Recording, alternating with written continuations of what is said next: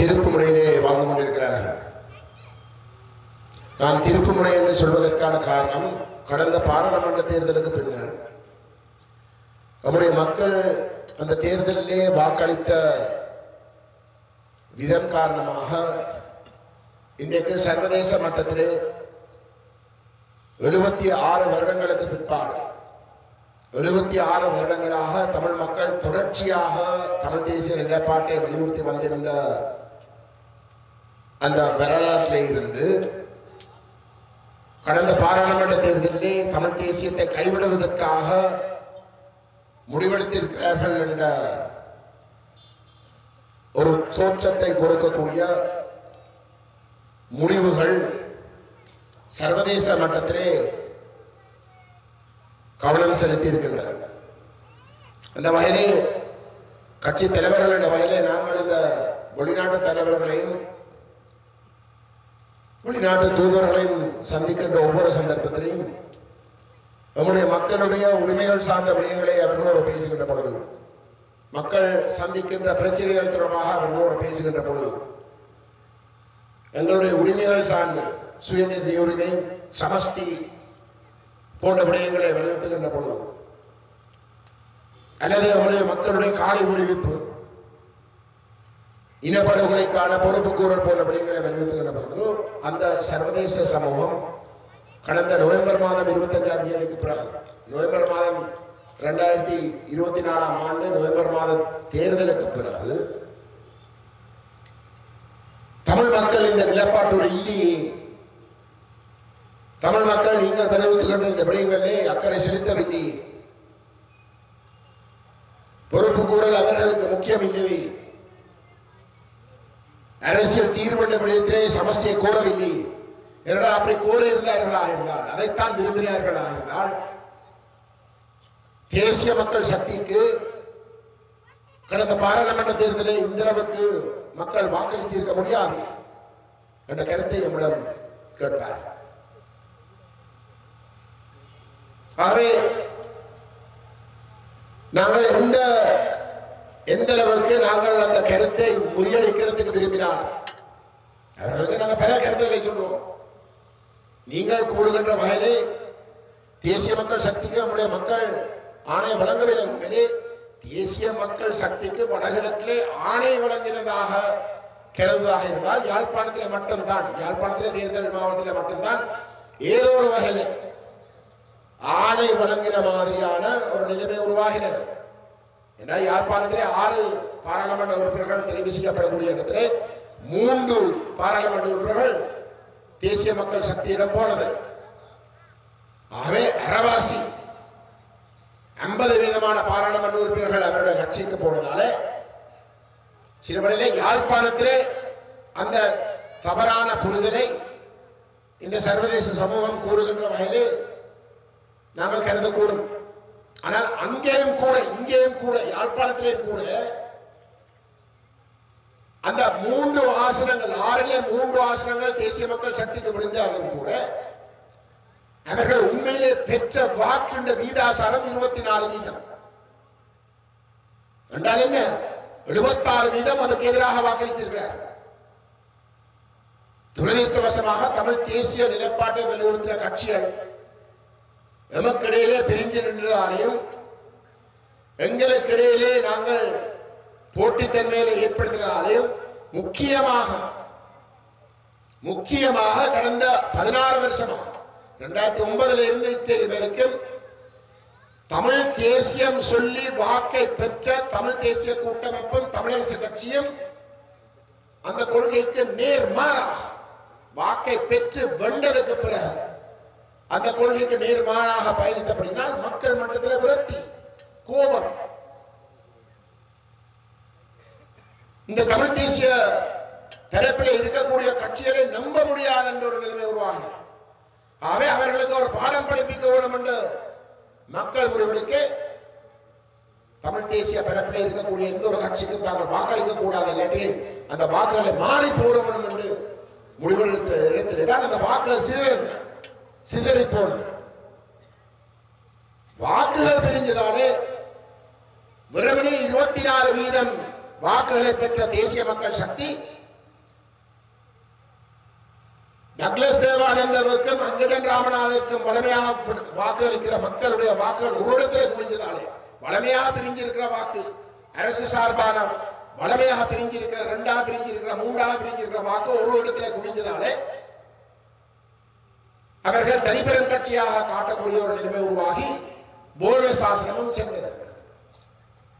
அவை தேர்தல் முறைமையிலே இருக்கக்கூடிய ஒரு குறைபாடு காரணமாக அல்லது ஒரு அதில் இருக்கக்கூடிய ஒரு இடைவெளி காரணமாக அது அந்த தேசிய மக்கள் சக்திக்கு ஒரு சந்தர்ப்பமாக போனதே தவிர உண்மையிலே தமிழ் மக்கள் தமிழ் தேசிய நிலப்பாட்டை கைவிட்டதாக நிரூபிப்பதற்கு எந்த விதமான ஆதாரம் கிடையாது. ஆனால் இதை நாங்கள் ஒவ்வொரு நாளும் சந்திக்கின்ற ஒவ்வொரு முறையும் இந்த தூதர்களுக்கு சொன்னாலும் கூட அவர்கள் அதை ஏற்க விரும்புகிறார்கள் இல்லை. மாறாக அவர்கள் எம்மிடம் சொல்ற கருத்து என்றால் சரி நீங்கள் சொல்றதை போல தமிழ் மக்கள் உண்மையிலே தமிழ் தேசிய நிலைப்பாட்டை நிராகரிக்கவில்லை, தமிழ் கட்சிகளுக்கு ஒரு பாடம் படிப்பிக்கிற நோக்கத்தோடு தான் மாறி வாக்களித்தார்கள் என்றால் இந்த 6 மாசத்துக்குள்ளே நம்முடைய மக்கள் விளங்கிக் கொண்டிருக்க வேண்டும், உணர்ந்திருக்க வேண்டும். அவர்கள் அப்படி வாக்களித்ததாலே சர்வதேச சமூகத்திலும் அது ஒரு மிக தவறான ஒரு படத்தை எடுத்து காட்டியிருக்கின்றது. அடுத்த தேர்தலையாவது அடுத்த கிடைக்கிற சந்தர்ப்பத்திலாவது தமிழ் மக்கள் இந்த தவறான படத்தை சரிப்படுத்துறதுக்கு அவர்கள் முயற்சி எடுக்க வேண்டும் என்றதுதான் அவர்களுடைய பதில். அந்த அடுத்த சந்தர்ப்பம் தான் இந்த உள்ளூராட்சி சபை தேர்தல். இந்த தேர்தலிலேயும் நம்முடைய மக்கள் மிக தெளிவாக மிகவும் பலமாக தமிழ் தேசிய நிலைப்பாட்டை ஆமோதிக்கிற வகையிலே தங்களுடைய வாக்குகளை செலுத்தாவிட்டால் அந்த சர்வதேச சமூகம் இப்போதைக்கு சந்தேகிக்கின்ற அதாவது தமிழ் மக்கள் தமிழ் தேசிய நிலைப்பாட்டை கைவிட்டு விட்டார்கள் என்று சந்தேகிக்கின்ற விடயம் உறுதிப்படுத்தப்படுவதாகத்தான் அமையும். ஒருக்க நீங்கள் மாறி போடலாம், மாறி போட்டதுக்கு நாங்கள் ஏதோ ஒரு வகையிலே நியாயப்படுத்தலாம். ஆனால் அடுத்தடுத்த தேர்தலிலே அதே செய்தியை கொடுக்கிற வகையிலே நம்முடைய மக்கள் வாக்களிக்கப்படமாக இருந்தால் நாங்கள் அதை ஒரு தவறு விளங்கிக் கொள்ளாமல் எதிர்பாராமல் அவர்கள் மாறி போட்டிருக்கிறார்கள், அது புலியான ஒரு படத்தை மட்டும்தான் கொடுத்திருக்கிறேன் தவிர மக்கள் கொள்கையை விடவில்லை கைவிடவில்லை என்று சொல்லி நாங்கள் நியாயப்படுத்த முடியாது. அதை எவரும் நம்ப போறது. இந்த தேர்தல் தமிழ் மக்களுடைய தலைவிதியை தீர்மானிக்க போகின்ற தேர்தல். இது ஒரு சாதாரண உள்ளூராட்சி தேர்தல் அல்ல. எங்களுடைய கஷ்ட காலத்துக்கு எங்களுடைய தலைவிதியை தீர்மானிக்க போற தேர்தல். இந்த இனத்துடைய கொள்கை என்ன, இந்த இனத்துடைய அரசியல் அபிலாஷைகள் என்ன என்ற கேள்விக்கு பதில் சொல்ல போகின்ற தேர்தல் எங்களுடைய கஷ்ட காலத்துக்கு ஒரு உள்ளூராட்சி தேர்தலாக அமைந்திருக்கிறது. நான் ஏன் அதை கஷ்டகாலம் என்று சொல்றேன் என்றால் வலிமையா உண்மையிலே ஒரு உள்ளாட்சி தேர்தல் என்றால் நாங்கள் இந்த கொள்கைகளை பற்றி பெருசா பார்க்கிறோம் இல்லை. எங்களோட மக்கள் உங்களுடைய கிராமத்துக்கு உங்களுடைய அயலவர்கள் நம்பிக்கையானவர்கள் உறவினர்கள் நண்பர்கள் இவர்கள் தான் போட்டிக்கு வருவார்கள். நல்லவர்கள் புலியான கட்சியிலே வருவார்கள். அவன் நல்லவர்களுடைய முகங்களை பார்த்து அவர் புலியான கட்சியில இருந்தாலும் ஒரு நாளும் எங்களுடைய மக்களுக்கு பிழையாக நடந்து கொள்ள மாட்டார் என்ற நம்பிக்கையிலே முகத்திலே வச்சிருக்கிற நம்பிக்கையிலே இந்த உள்ளூராட்சி தேர்தலில் மக்கள் வலிமையாக மாறியும் போடுவார். பாராளுமன்ற தேர்தலில் ஒரு நாள் தாங்கள் வாக்களிக்க போகாத கட்சிகளுக்கு கூட தவறான கட்சிகள் சரியானவர்களை முன்னிலைப்படுத்துகின்ற பொழுது சில வழியில் நம்முடைய மக்கள் மாறியும் வாக்களிக்கிறார். அப்படிப்பட்ட ஒரு தேர்தலில் தான் நம்முடைய மக்கள் தங்களுடைய அரசியல் அபிலாஷைகளை நிரூபிக்க வேண்டியிருக்கிறது என்றால் எந்த அளவு தூரத்துக்கு நம்முடைய மக்கள் இந்த ஆழமான அரசியலை விளங்கிக் கொள்ள வேண்டும். விளங்கிக் கொண்டு இந்த தேர்தலுடைய விசேஷத்தன்மை இந்த தேர்தலுடைய முக்கியத்துவத்தை விளங்கிக் கொண்டு வாக்களிக்க வேண்டும் என்ற அந்த அவசியத்தை உணரக்கூடியதாக இருக்கு. அதனால தான் நாங்கள் மேடையாக 10 பேர் 15 பேர் 30 பேர் 40 பேர் நூற்றுக்கணக்கான பேர் எந்த கூட்டத்திலே 10 பேர் கொண்ட கூட்டத்திலேயும் கூட நாங்கள் இந்த ஆழமான அரசியலை நம்முடைய மக்களிடம் பேசுவது. உடமையாக ஒரு உள்ளூராட்சி தேர்தலில் நாங்கள் அப்படி பேசுவதே கிடையாது. ஆனால் இந்த தேர்தலிலே ஞானம் இந்த மேடையில் இருக்கக்கூடிய அனைத்து தலைவர்கள் அனைத்து பேச்சாளர்கள் இந்த ஆழமான அரசியலை தான் பேசிக் கொண்டிருக்கிறார்கள். அந்த அளவு தூரத்துக்கு இந்த தேர்தல் முக்கியத்துவம் வாய்ந்த தேர்தலாக இருக்கிறது. பெரியோர்களே, நாங்கள் இந்த தேசிய மக்கள் சக்தியை நீங்கள் நிராகரிக்க வேண்டும் என்று சொல்வதற்கான காரணம் அது ஒரு சிங்கள கட்சி என்பதற்காக இல்லை, இல்லாட்டி பெரும்பான்மையான சிங்கள மக்கள் சேர்ந்த ஒரு கட்சி என்பதற்காக இல்லை. நேர்மையான சிங்களவர்கள் இருந்திருக்கிறார்கள், தமிழ் தேசியத்தை மிகவும் நேசிக்கிற சிங்களவர்கள் இருந்திருக்கிறார்கள். எங்களுக்கு நன்றாக தெரியும், கஜனுக்கு சிவாஜிலிங்க மன்னனுக்கு அன்பழகனுக்கு நன்றாக தெரியும். எத்தனையோ சிங்களவர்கள் இந்த ஜேவிபியை ஒரு காலத்திலே அந்த ஜேவிபியுடைய பொலிட் பியூரோட இருந்த சிங்கள தலைவர்கள் இன்றைக்கு அந்த ஜேவிபி தவறான பாதையில போகுது. ரோஹண விஜயவீர தமிழ் தேசிய நிலைப்பாட்டை எதிர்க்க முடிவெடுத்த இடத்திலே அது ஒரு நேர்மையான ஒரு தொழிலாளர் கட்சி அல்ல, ஒரு மார்க்சிச கட்சி அல்ல. மாறாக ரோஹண விஜயவீர ஜேவிபி ஒரு இனவாத கோணத்தில் கொண்டு போறார் என்று சொல்லி அந்த கட்சியில இருந்த உலகி எங்களுடைய விடுதலை போராட்டத்தை மிக தீவிரமாக ஆதரிக்க தொடங்கினார்கள். சிங்களவர்கள், தமிழர்கள் அல்ல. அந்த போராட்டத்தை தீவிரமாக ஆதரித்தபடியால் அவர்கள் இன்றைக்கு தங்களுடைய சொந்த மண்ணுக்கு திரும்ப இல்லாமல் இருக்கின்றது. எத்தனையோ ஆயிரம் நம்முடைய புலம்பெயர்ந்த தமிழ் மக்கள் அசைலம் கேட்டதை போன்று அவர்களும் அசைலம் கேட்டு வெளிநாடுகளில் வாழ்ந்து கொண்டிருக்கிறார்கள். எனக்கு ஒரு தோழரை பற்றி நான் சொல்லலாம், பேரை குறிப்பிட விரும்பவில்லை. அவர் தன்னுடைய தந்தையை ஒரு கடவுளாக கருதுகின்றார். அவருடைய தந்தையுடைய மறைவுக்கு அவர் வர முடியவில்லை, அழுதவர். அது அனைத்தும் எங்களுக்காக, அனைத்து சிங்களவர்களுக்காக, சிங்கள கட்சி என்றதுக்காக, பெரும்பான்மையான சிங்களவர்கள் கொண்ட ஒரு கட்சிக்காக. நாங்கள் இந்த தேசிய மக்கள் சக்தியை எதிர்ப்பதற்கு காரணம் அவருடைய கொள்கைகள். இப்ப இந்த தேசிய மக்கள் சக்தி நம்முடைய மக்களிடம் வடகிழக்கு வருகின்ற பொழுது சொல்லுகின்ற கருத்து என்னவென்றால், இதுக்கு முதல் 76 வருஷமாக ஆட்சி செய்தவர்கள் இனவாதிகள், சிங்கள இனவாதிகள். அவர்களுடைய மோசமான நிலைப்பாட்டால்தான் தமிழர்களுக்கு பிரச்சனை இருந்திருக்கு. ஆனால் தாங்கள் அப்படி அல்ல, தாங்கள் இனவாதிகள் அல்ல. தங்களை பொறுத்தவரை தமிழர்களும் சிங்களவர்களும் இடையே ஒரு வித்தியாசம் கிடையாது.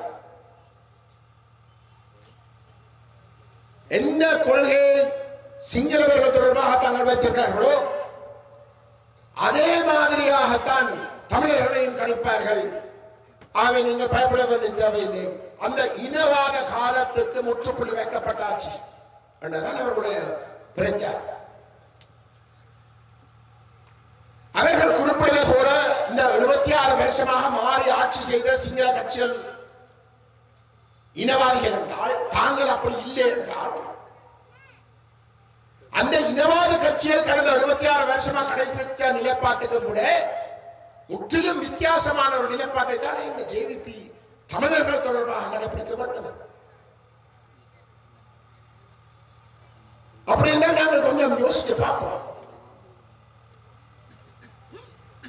தமிழருக்கு இனப்படுகொலை நடைபெற்றது. இனப்படுகொலைக்கு நாங்கள் நீதியை கேட்கிறோம். அந்த நீதியை பெறுவதாக இருந்தால் ஒரு சர்வதேச விசாரணை அத்தியாவசியம். உள்ளக விசாரணை சரிவரா. என்னடா ஸ்ரீலங்கா அரசு தான் எங்களை கொண்டது. ஸ்ரீலங்கா அரசை கொண்ட இடத்திலே ஸ்ரீலங்கா அரசை அவர்கள் செய்த குற்றங்களை விசாரிப்பது இயற்கை நீதிக்கு முரணான விஷயம். ஆகவேதான் நாங்கள் ஒரு சர்வதேச விசாரணை அத்தியாவசியம் என்று வலியுறுத்துகின்றோம். அதை இந்த இனவாத கட்சிகள் என்று சொல்லுகின்ற ஜேவிபி உடைய இதுக்கு முதல் ஆட்சி செய்த கட்சிகள் முற்றிலும் நிராகரிக்கிறார்.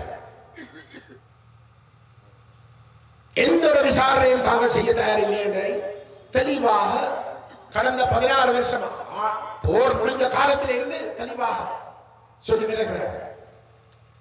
முதல்ல அந்த விசாரணை தேவை தேவை என்று சர்வதேசம் சொன்ன இடத்திலே எடுத்தெடுப்புக்கே அதை நிராகரிக்க முடியாத என்பதற்காக உள்ளக விசாரணையைத்தான் நாங்கள் செய்வோம், சர்வதேச விசாரணை எல்லாமே என்று சொன்னார்.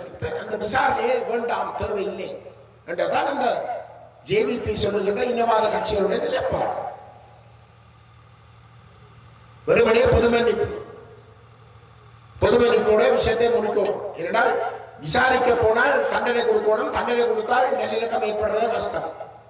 தமிழர்களும் சிங்களர்களுக்கும் இடையே இடைவெளி வளரும். அப்ப ஜேவிபி நிலைப்பாடு. அனுரகுமார் திசாநாயக யாழ்ப்பாணத்துக்கு வந்த பொழுது கரையோரத்தில் பாசையூர்லயோ நாவந்தூர்லயோ கூட்டம் வச்சு தெளிவாக சொன்னாங்க, எவருமே நீதிமன்றத்துக்கு முன்னாலே நிறுத்தப்பட மாட்டார்கள்.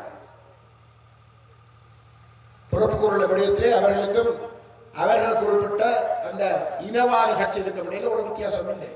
இன பிரச்சனைக்கு தமிழர்களுடைய உரிமைகள் அங்கீகரிக்கப்பட வேண்டும். நாங்கள் ஒரு தேசம், இந்த வடகளுக்கு தமிழர் தாயத்திலே சுயநிர்ணய உரிமையை அனுபவிக்கக்கூடிய சுயாட்சியை அனுபவிக்கக்கூடிய ஒரு சமஸ்தி தீர்வு அத்தியாவசியம் என்று நாங்கள் சொல்லுகின்ற பொழுது அதை முற்றிலும் நிராகரித்து, இல்லை இது சிங்கள பௌத்த நாடு, எங்கள் சிறுபான்மையாக எங்களுடைய தயவிலை வேணும் என்ற வாழலாம். ஆனால் இங்கே நீங்கள் இந்த நாட்டினுடைய ஒரு பகுதியை உங்களுடையது என்று கூற முடியாது, அதை ஏற்க மாட்டோம். அதான் அவர்களுடைய நிலைப்பாடு. அந்த வகையிலே தான் அவர்கள் சமஸ்தியை நிராகரித்து ஒற்றையாட்சியை மட்டும்தான் ஒரு அரசியலமைப்பாக இந்த தீவிலே இருக்கலாம் என்ற நிலைப்பாட்டை 76 வருஷமாக வலியுறுத்தி வருகிறது. 76 வருஷமாக. அப்ப அந்த அரசியல் தீர்வு என்ற விடயத்திலே ஜேவிபியுடைய நிலைப்பாடு என்ன? அவர்கள் தெரிவிச்சிருக்கிறார்கள். 2015 இருந்து 19 வரைக்கும் அந்த கால பகுதிக்குள்ளே தயாரித்த புதிய அரசியலமைப்புக்கான யோசனைகளை தான் தாங்கள் கொண்டு வந்து நிறைவேற்ற போவதாக அறிவித்திருக்கிறார்கள். அந்த யோசனைகளை எடுத்து பார்த்தால் இன்றைக்கு நடைமுறையில் இருக்கக்கூடிய ஒற்றையாட்சி முறைமைக்கு விட மிகவும் இறுக்கமான ஒரு ஒற்றையாட்சி முறைமையாகத்தான் அந்த ஏக்கிய ராஜ்ய அரசியலமைப்பு யோசனைகள் இருக்கின்றது.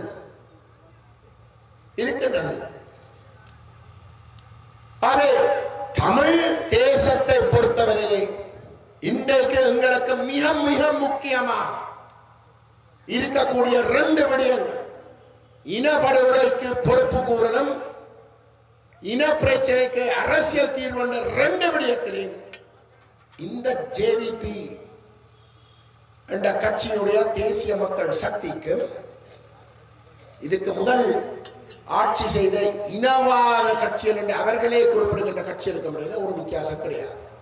சரி, இதே ஒரு பக்கம் விடுவோம். இது கொடுக்க முடியாத என்ற விஷயத்தை அவர்கள் ஏற்கனவே சொல்லி இருக்கிறார்கள். அப்ப இதே ஒரு பக்கம் விடுவோம். ஆனால் இந்த தேர்தலுக்கு முன்னம் தேர்தல் விஞ்ஞாபனத்திலே, இந்த தேர்தல் இல்ல, ஜனாதிபதி தேர்தலில் தேசிய மக்கள் சக்தி தங்களுடைய தேர்தல் விஞ்ஞாபனத்திலே குறிப்பிட்டிருந்தார்கள் அரசியல் கைதிகளை விடுவிக்க போவதா. பயங்கரவாத தடுப்பு சட்டத்தை நீக்க போவதா? அந்த பயங்கரவாத தடுப்பு சட்டத்துக்கு மாற்று சட்டம் எதுவுமே தேவையில்லை என்றதையும் தெளிவாக சொல்லியிருந்தார். ராணுவம் பிடிச்சு வச்சிருக்கின்ற சட்டவிரோதமாக ஆக்கிரமித்துக் கொண்டிருக்கிற காணிகள் அனைத்தையும் விடுவிப்பதா? ராணுவத்துக்கு தனியாருடைய காணிக்கும் தொடர்பில்லை, அது அனைத்தும் முடிவிக்கப்பட வேணும் என்ற கருத்தை சொல்லியிருந்தார். ஆட்சிக்கு வந்து 7 மாசம் இன்றைக்கு அரசியல் கைதிகள் இல்லையா? தேர்தல் விஞ்ஞாபனத்திலே அனைவரை முடிவிப்போம் என்று சொல்லி இன்றைக்கு அப்படி ஒன்றும் இல்லையா? பயங்கரவாத தடுப்பு சட்டத்தை நீக்குவோம், அதுக்கு பதிலாக ஒன்றும் தேவையில்லை என்று சொன்னார்கள். இன்றைக்கு கடமைக்கு பயங்கரவாத தடுப்பு சட்டத்தை நாங்கள் நீக்குவோம், ஆனா புது சட்டம் ஒன்றை கொண்டு வரப்போம். சரியப்பா, நீ புது சட்டத்தை கொண்டு வா, ஆனா அதுவரைக்குமாவது இந்த பயங்கரவாத தடுப்பு சட்டத்தை அமல்படுத்துவதை நிப்பாட்டுங்கள். இல்லை, அது நடைமுறையில் இருக்க வேண்டும்.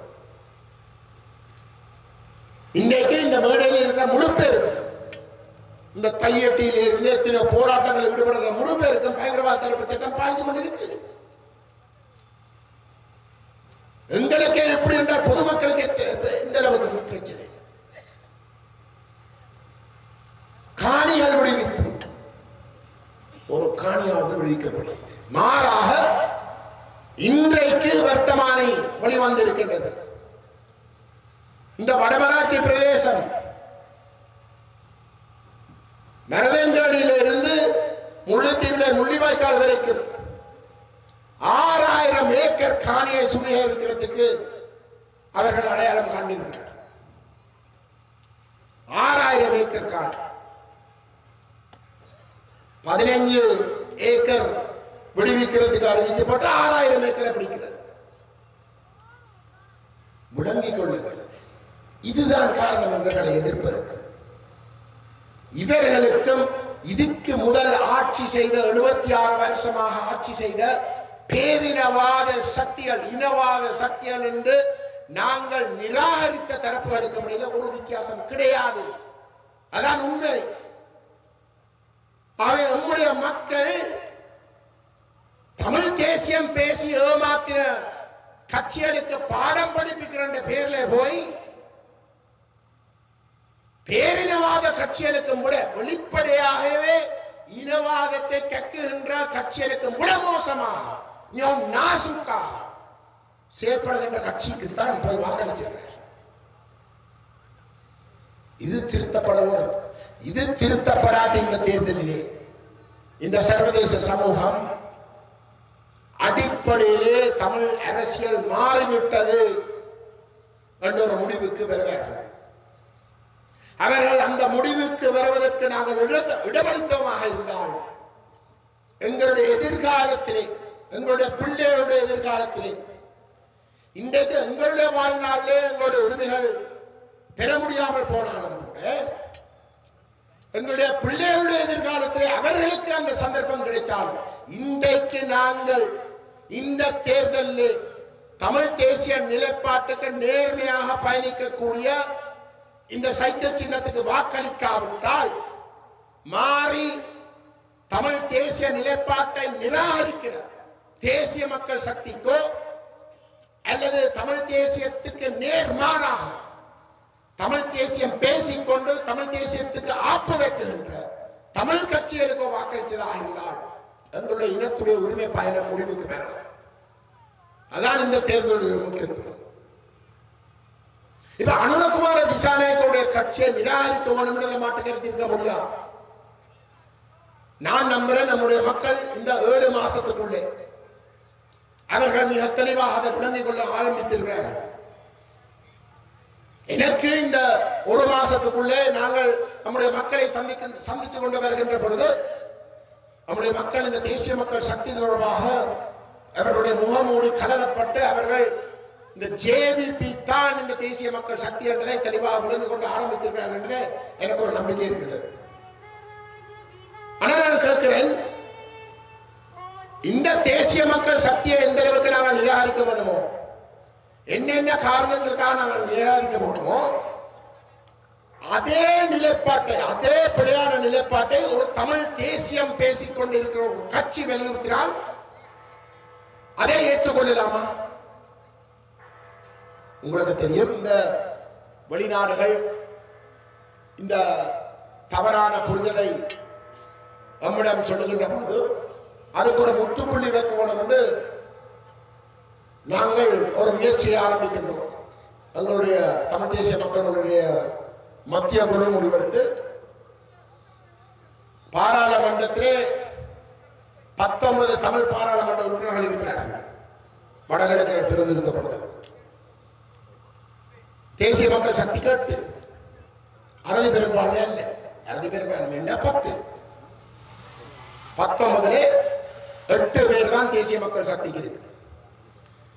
மிச்சமெல்லாம் தமிழ் தேசிய பரப்பிலே இருக்கக்கூடிய கட்சிகள். ஆகவே நாங்கள் மிஞ்சினவர்கள் ஒரு பேசி ஒரு குறைஞ்சது 10 பேர் கொண்ட ஒரு அணியை நாங்கள் ஒரு பொது நிலைப்பாட்டுக்கு கொண்டு வந்தே ஆக வேண்டும் என்றதை விளங்கிக் கொண்டு நாங்கள் ஒரு முயற்சியை ஆரம்பிக்கிறோம். அந்த வகையிலே தமிழரசு கட்சியோட நாங்கள் பேச தொடங்குகிறோம். ஜனநாயக தமிழ் தேசிய கூட்டணி இந்த சங்க சின்னத்திலே பாராளுமன்ற உறுப்பினராக இருக்கக்கூடிய செல்வம் அடக்கலாதன் அவர்களோட பேசுவோம். தமிழரசு கட்சியோட பேசுகின்ற பொழுது அன்றைக்கு தமிழரசு கட்சியுடைய தலைவர் செயலாளர் பதவி ஒரு கேள்விக்குறியாக இருந்தார். ஆனால் பாராளுமன்ற குழு தலைவர் என்ற ஒரு பதவி தெளிவாக இருந்தார். ஸ்ரீதரன் அவர்களோடு நாங்கள் பேச ஆரம்பிக்கிறோம். ஸ்ரீதரனோடு பேசிக்கொண்ட போக அந்த பேச்சுவார்த்தைகள் தொடர்ந்து முன்னுக்கு போவதற்கான ஒரு நம்பிக்கை நமக்கு வளருது. ஆனால் அப்படி பேசிக்கொண்டிருக்கிற ஒரு கட்டத்திலே திடீரென்று தமிழரசு கட்சியுடைய அந்த தலைவர் செயலாளர் பதவிகள் நிரப்பப்படுகின்றன. CVK சிவஞானம் அவர்கள் தமிழரசு கட்சியுடைய தலைவர் பதவி தலைவராகவும், வைத்தியகாரணி சத்தியலிங்கம் அவர்கள் தமிழரசு கட்சியுடைய பதவி செயலாளராக நியமிக்கப்பட்டார்கள். CVK சிவஞானம் அவர்கள் தலைவராக நியமிக்கப்பட்டதுக்கு பிறகு ஒரு ஊடகத்துக்கு சொல்ற கருத்து, கஜேந்திரகுமார் ஸ்ரீதரன் அவர்களோடு பேசுவது அது பாராளுமன்ற குழு தலைவர், இல்லாட்டி அவர் பாராளுமன்ற உறுப்பினர்களோடு பேசுவது அது பாராளுமன்ற குழு, அது கட்சி அல்ல. கட்சி என்றால் தலைவர் செயலாளர் இருக்கத்தக்கதாக தலைவர் செயலாளர்களாகத்தான் பேச்சுவார்த்தை நடத்த வேண்டும். அதில் எங்களுக்கு கொஞ்சம் நியாயம் தெரிஞ்சது. அந்த வகையில் எங்களுடைய செயலாளர் கஜேந்திரன் அவர்களும் நானும் ஜனவரி 25ஆம் தேதி அவரை வீடு தேடி சென்று நாங்கள் அவரை சந்தித்து அவருக்கு உத்தியோகபூர்வமாக அழைப்புதலை கொடுக்கிறோம். அப்பொழுது CVK சிவஞானம் அவர்கள் நம்முடன் சொல்லுகிறார், கஜன் ஸ்ரீதரன் உங்களோட பேசின அனைத்து விஷயங்களையும் மத்திய குழுவுக்கு சொல்லிக்கிறார். உங்களுடைய நோக்கம் என்ன, நீங்கள் எந்த அடிப்படையில் இந்த பேச்சுவார்த்தைகளை செய்ய விரும்புகிறீர்கள், அது எல்லாத்தையும் முடக்கப்படுத்தியிருக்கிறார். அந்த வகையிலே எங்களுடைய மத்திய குழு முடிவெடுத்தது. ஒரு 7 பேர் கொண்ட குழு, நிபுணர் குழு ஒன்றை உங்களோட தொடர்ந்து பேசுவதற்கு நாங்கள் முடிவெடுத்து நாங்கள் நியமித்திருக்கின்றோம். அது மட்டுமில்ல, நீங்கள் எவரிடம் சொல்லியிருந்தீர்கள் இந்த பேச்சுவார்த்தைக்கு ஒரு நிபந்தனை இருக்கு. இந்த பேச்சுவார்த்தையிலே ஒற்றையாட்சி முறைமையை பற்றி நாங்கள் பேச இயலாத அடியோரே நாங்கள் நிராகரிக்கிறோம். அந்த வகையிலே ஒற்றையாட்சிக்குள் இன்றைக்கு இருக்கக்கூடிய 13ஆம் திருத்தத்தை நாங்கள் கைவிட வேண்டும். அதே போன்று அனுரகுமார திசாநாயக்க தான் கொண்டு வந்து நிறைவேற்ற விரும்புவதாக அறிவித்திருக்கின்ற ஏக்கிய ராஜ்ய அரசியலமைப்பை நாங்கள் அடியோடு நிராகரிக்க வேண்டும் என்று நீங்கள் நிபந்தனையிட்டீர்கள் என்று எங்களுக்கு சொல்லியிருந்தார். அந்த விஷயமும் எங்களுடைய மத்திய குழு ஆராயப்பட்டு எங்களுடைய மத்திய குழு ஏக்கிய ராஜ்ய அரசியலமைப்பை கைவிடுவதற்கு முடிவெடுத்து விட்டது என்பதை நம்மிடம் தெளிவாக சொன்னார். தமிழரசு கட்சி உடைய பிரதிநிதிகளாக திரு சம்பந்தனும் சுமந்திரனும் அந்த அரசியலமைப்பு தயாரிப்பு குழுவுடைய கலந்து கொண்டு அவர்களும் பெரிய பங்காற்றினவர்கள் அதை தயாரிக்கிறதே என்று தெரிஞ்சிருந்து அது ஒரு ஒற்றை ஆட்சி என்ற அடிப்படையிலே நாங்கள் அதை நாங்களாகவே கைவிட வேண்டும் என்று நாங்கள் முடிவெடுத்திருக்கின்றோம் என்பதை சொன்னீங்க. அப்ப எனக்கு ஒரு பயங்கர நம்பிக்கை வந்தது. 2009ஆம் ஆண்டு மே மாதத்துக்கு பிற்பாடு தமிழ் தேசிய கூட்டமைப்புடைய தலைமைத்துவமாக இருந்த இந்த சம்பந்தன் அவர்களுடைய முடிவாக ஒற்றை ஆட்சிக்குள் இருக்கக்கூடிய 13ஆம் திருத்தத்தை தான் தீர்வாக ஏற்றுக்கொள்ள வேண்டும் என்று அவர் எடுத்த முடிவாக தான் நாங்கள் வெளியேற வேண்டி வந்தது. இரண்டாவது ஒற்றை ஆட்சிக்குள் இது 13ஆம் திருத்தம் இல்லாட்டி இந்தியா கொடுத்த 13ஆம் திருத்தத்துக்கு எதிராக அல்ல, ஒற்றை ஆட்சி தான் பிரச்சனை. அது 13ஆம் திருத்தமாக இருக்கலாம், வேறு எதுமாக இருக்கலாம். ஒற்றை ஆட்சிக்குள்ள எந்த விதத்திலையும் நாங்கள் தீர்வை அடைவதற்கு ஒரு ஆரம்ப புள்ளியாக கூட கருதக்கூடாது அடிப்படையில் நாங்கள் வெளியேறோம். அப்ப இன்றைக்கு 16 வருஷத்துக்கு பிறகு தமிழரசு கட்சியுடைய பதித்தலைவர் அந்த ஒற்றையாட்சி விஷயங்களை அனைத்தையும் கைவிடுவதாக எங்களுக்கு அறிவிக்க எங்களுக்கு ஒரு பலத்த நம்பிக்கை ஒன்று பெற தொடங்கினது. ஆனால் எங்களுடைய கஷ்ட காலத்துக்கு அவர் அதை எங்களிடம் அறிவித்ததற்கு பிறகு 2 கிழமைக்குள்ளே 3 கிழமைக்குள்ளே பதிற்செயலாளராக இருந்த வைத்தியகானந்தி சத்தியலிங்கம் அவர்கள் தனக்கு சோனில்லை என்று சொல்லி அவர் ராஜினாமா செய்தார். பதவி ராஜினாமா செய்து அந்த இடத்துக்கு அந்த ஐக்கிய ராஜ்ய அரசியலமைப்பை தயாரிச்ச சுமந்திரன் மக்களால் கடந்த தேர்தலில் இந்த ஏக்கிய ராஜ்ய அரசியலமைப்பை கொண்டு வந்து நிறைவேற்றுவதற்கு தனக்கும் தந்த கட்சிக்கும் ஆணைய கொடுங்கள் என்று சொல்லி மேடை மேடையாக வாக்கை கேட்ட சுமந்திரன் மக்களால் நிராகரிக்கப்படுறார். அதே காரணத்துக்காக நிராகரிக்கப்படுறார். வேற எவரும் அதை பற்றி கலைக்கவே இல்லை, வாய் திறக்கவே இல்லை. சுமந்திரன் மட்டும்தான் கலைச்சார். அதுக்காக மக்கள் நிராகரித்தார். அந்த சுமந்திரன் அந்த செயலாளர் பதவிக்கு தெரிவு செய்யப்படுகிறார். மக்களால் அங்கீகரிக்கப்பட்ட 8 பாராளுமன்ற உறுப்பினர்கள் இருக்கத்தக்கதாக மக்கள் திட்டவட்டமாக நிராகரித்த சுமந்திரன் தான் அந்த பதவிக்கு நியமிக்கப்படுறார் என்றால் எந்த தூரத்துக்கு சுமந்திரன் இன்றைக்கு தமிழரசு கட்சியுடைய மத்திய குழுவை தண்ட பிடிக்குள்ள வச்சிருக்கிறதை நீங்கள் உணரக்கூடியதாக இருக்கும். அப்ப அனுரகுமார திசாநாயக்க கொண்டு வந்து நிறைவேற்ற விரும்புகின்ற அந்த ஏக்கிய ராஜ்ய அரசியலமைப்பை நிராகரித்து தமிழ் மக்களுடைய அரசியல் அபிலாஷைகளை முழுமையாக பூர்த்தி செய்யக்கூடிய ஒரு அரசியலமைப்பை நாங்கள் தயாரித்து குறைஞ்சது ஒரு 10 பாராளுமன்ற உறுப்பினர்களை கொண்ட அணி அதை முன்வைக்கிற அந்த பேச்சுவார்த்தை முறிப்பதற்கு காரணம் என்ன?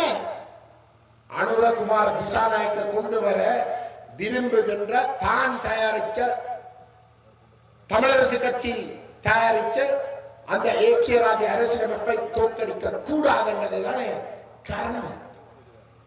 அதானே அவருடைய நிகழ்ச்சி நிரல். அந்த நிகழ்ச்சி நிரல் இருக்கிறதாலேதான் மக்கள் நீங்கள் அவரை நிராகரித்தீர்கள்.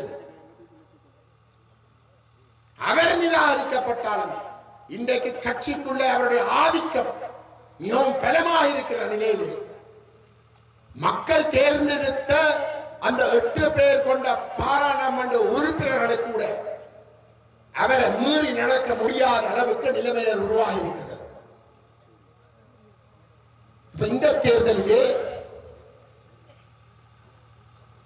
தேசிய மக்கள் சக்தியும் ஜேவிபியும் நாங்கள் நிராகரிக்க வேண்டும் என்று சொல்லி அதே ஒற்றையாட்சி கொண்டு வந்து நிறைவேற்றிய ஆகணும் என்று விரும்புகின்ற சுமந்திரண்டே ஆதிக்கத்துக்குள் சிக்கப்பட்டு இருக்கக்கூடிய தமிழரசு கட்சிக்கு மக்கள் ஆணையை கொடுத்தால் அதை ஜேவிபி செய்தால் பிள்ளை இவே செய்தால் சரியா?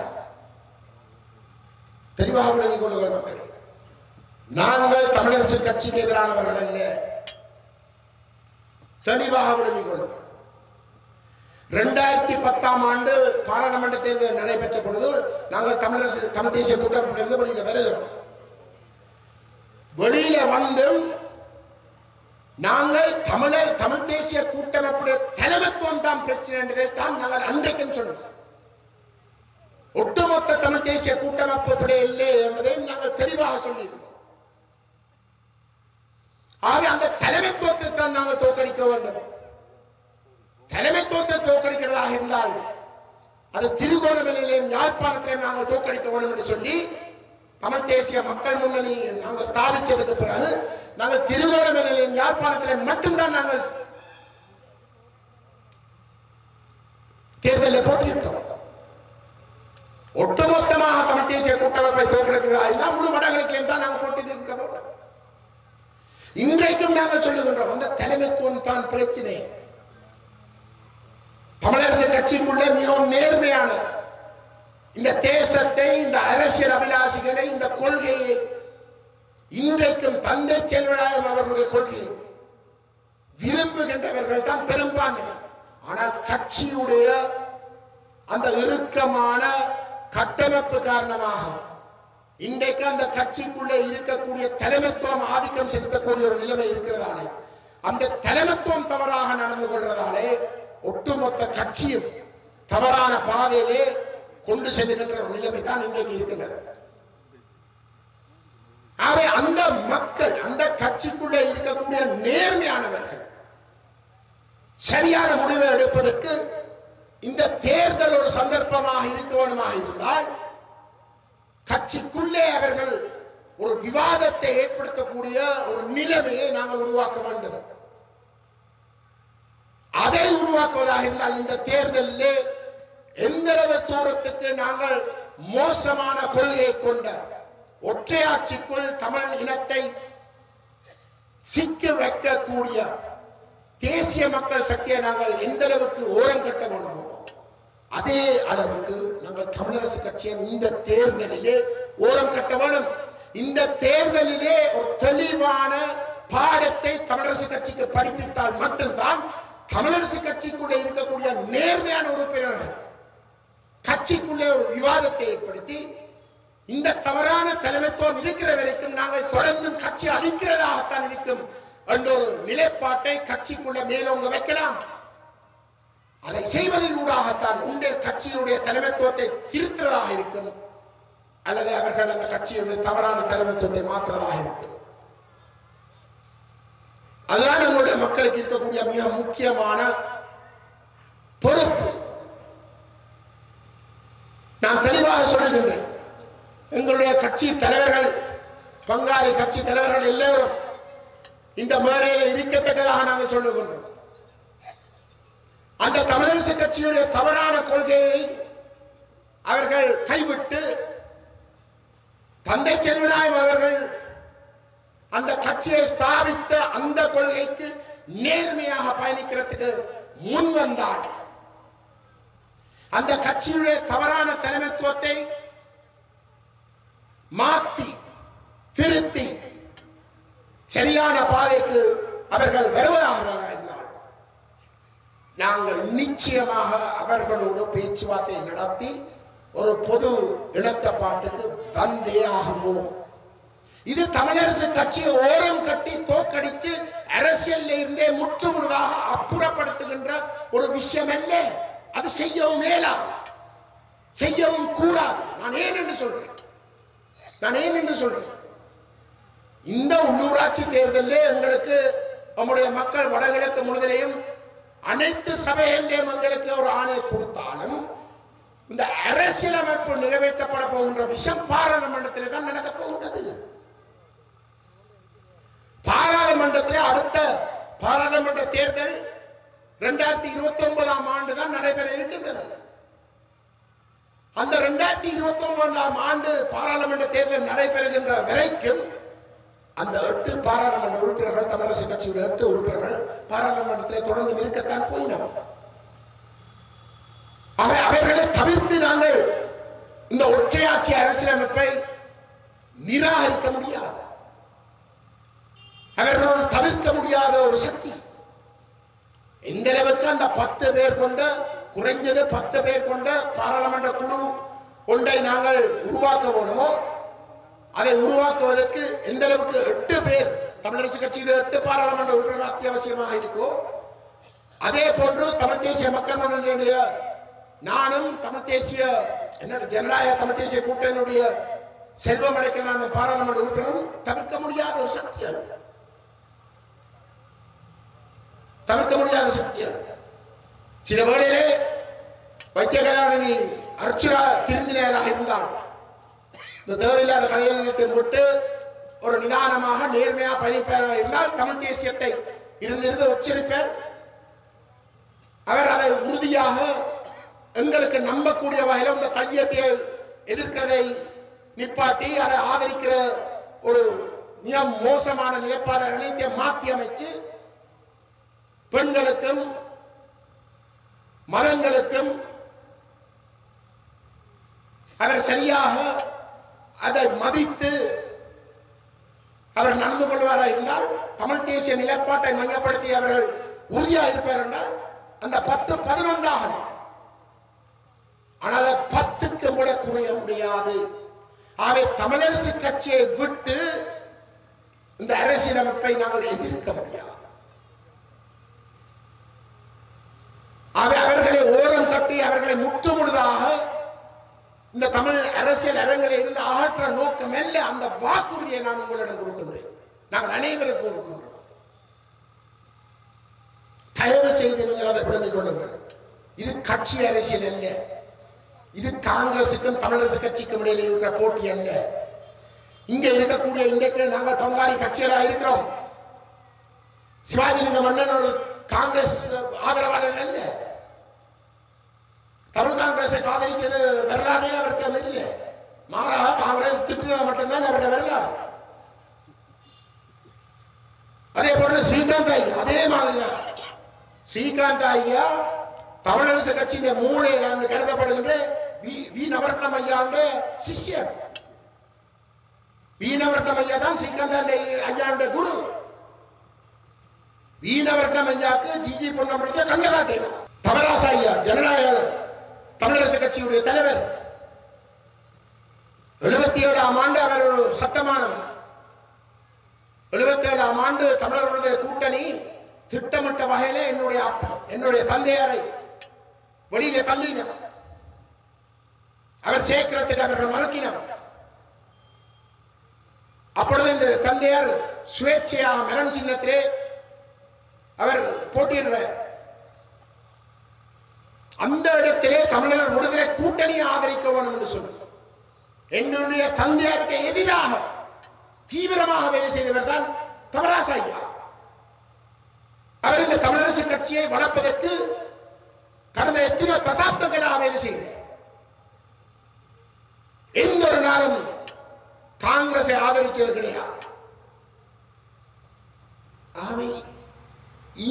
இந்த தரப்பால் தமிழரசு கட்சிக்கும் தந்தை செல்வநாயகத்துக்கும் விடுதலை அரசியலுக்கும் நேர்மையாக இருக்கணும் விரும்பி அதை ஆதரித்து சில வேளையிலே நாங்கள் காங்கிரஸ்காரர் அதுக்கு எதிரென்று நினைத்த இடத்திலே எங்களை கடுமையாக எதிர்த்தவர்கள் இன்றைக்கு அந்த தமிழரசு கட்சி மிகவும் தவறான பாதையிலே போகிறது என்பதை சுட்டிக்காட்டி அதை நிராகரிக்க வேண்டும், அந்த தலைமைத்துவத்தை நிராகரிக்க வேண்டும் என்று சொல்றார்கள் என்றால் நம்முடைய மக்கள் அதை விளங்கிக் கொள்ள வேண்டும்.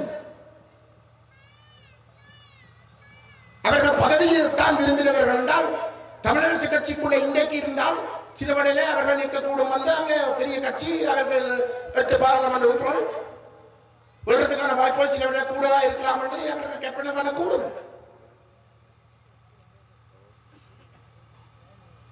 அவங்களுடைய பங்காளி கட்சிகள் எங்களோட வந்து சேர்ந்திருக்காவிட்டால்